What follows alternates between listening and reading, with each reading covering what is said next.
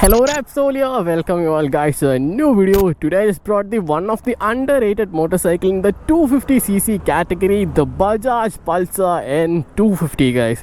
We could literally say that the bike is a beauty and the beast. The beauty side will be the performance and the comfort, while the beast side is definitely the looks.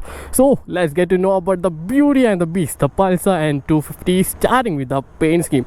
The bike has got a vibrant glossy red painting for this bike and also comes with other paint variants too. And sticker wise, we got silver stickering in the tank section area, side tank area, with the 250 labeling, and the rear side we can find the N250 labeling, and also the Pulsar 3D emblem, the Pulsar logo in the tank side area too. And in the front we can find that beast kind of a looking head section with that aggressive kind of DRLs, so LED DRLs, and below that we can find the LED projector headlamps which give decent light through in the night time too.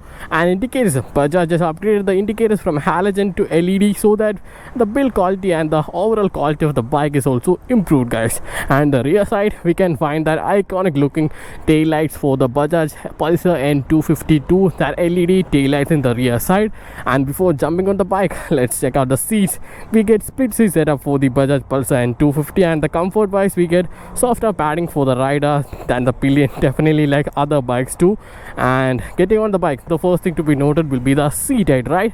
The bike has got a seat height of like 795mm. I'm a 5'8" guy. I have a complete planet foot on both sides, so no issue for me with the seat height. And looking on the handlebar switches, we get the pass, dim, every single light function button integrated into a single switch. The mode button, below that we can find the indicators and the horn, and in the right side we get the kill switch. These switches are for dedicated for headlamp controls. We can turn off or turn on the headlights according to our personal needs. And below that we can find the ignition, very basic buttons. And before jumping on the meter console, let's check out the keys. These are the keys for Bajaj Pulsar N250 with the Bajaj logo engraved into the keys, a better key than the Bajaj classic Pulsar 125, right guys? A much more worked on keys for the Bajaj Pulsar N250.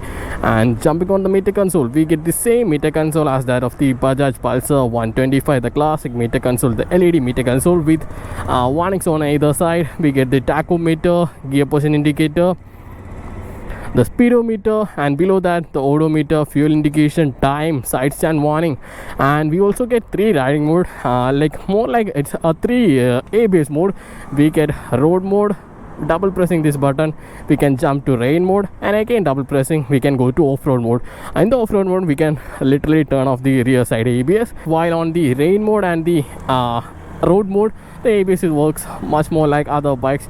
The interpretation is much more greater than in the off-road mode, and it's also Bluetooth compatible, so we can get the turn-by-turn navigations too. Now let's check out the smooth performing engine, the Bajaj Pulsar's N250's engine. Right now we get the 249.07cc oil cooled engine for the Bajaj Pulsar N250, and the power delivery of this motorcycle is so linear that we can completely enjoy relaxing this motorcycle. And the power figures, we get like 24.5 PS power and 21.5 Newton meters of torque power delivered from this 249cc single cylinder engine.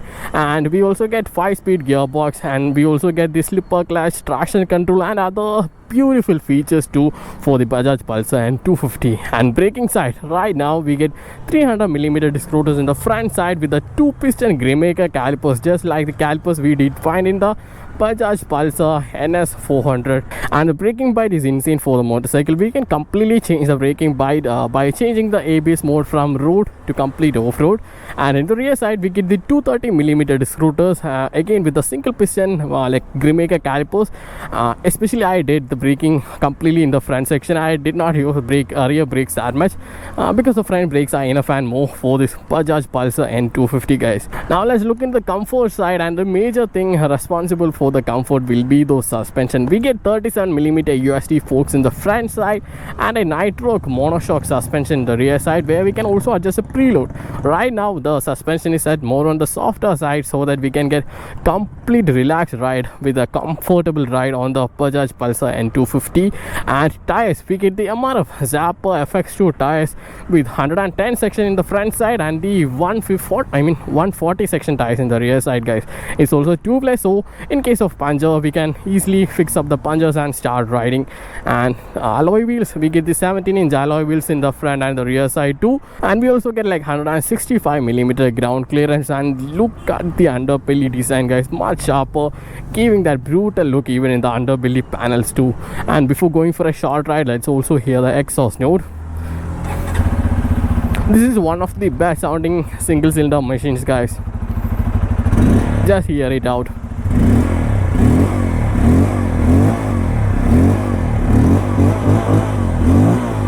So let's go for a short ride on the Bajaj Pulsar N250 and find out other details. And finally we have reached the main road, so let's see how the Bajaj Pulsar N250 performs. Our road is a bit too trafficy, so let's dive into other details before coming into performance side. And talking about the mirrors design, I didn't personally love the design of the mirrors, but functionality wise it's perfect, shows every single details behind our back. And talking about the vibrations, yeah, vibration is much less comparing to the other 250cc motorcycle, but the vibration gradually increases after like 7500 RPMs, where the power completely kicks in.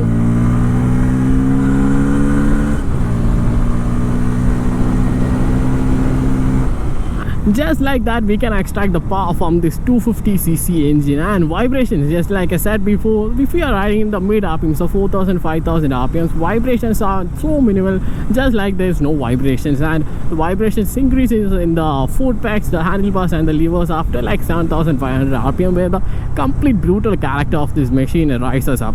And heating wise, if you're like stuck in the traffic for 10 to 15 minutes, the heating just builds up, and heating doesn't normally bother us because the heating is just affecting the below our knee, so it wouldn't bother us that much if you guys are riding with a proper pants.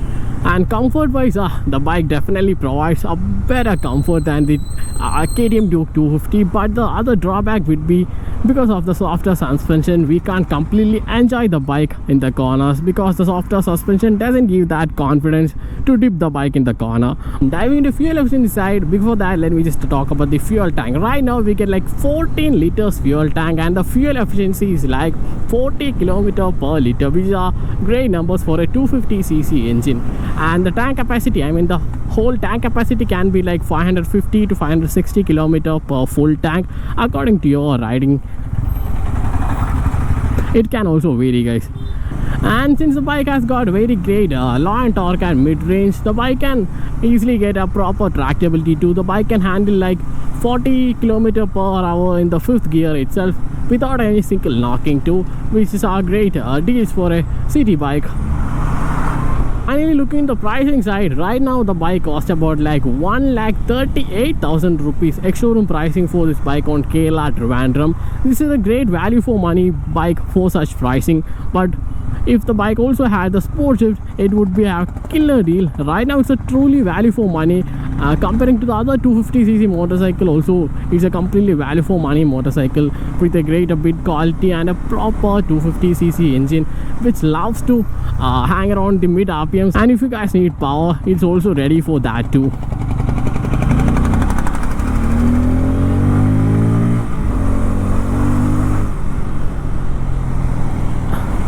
If the bike also had the sport shift thing which the Bajaj Pulsar NS400 had, the bike would be a killer deal without a doubt. Still, the bike is a perfect value for money. And that's it, guys, for the review of the Bajaj Pulsar N250. I think I have shown you much of the details of the bike. So let's catch up in the next video. Until then, bye bye.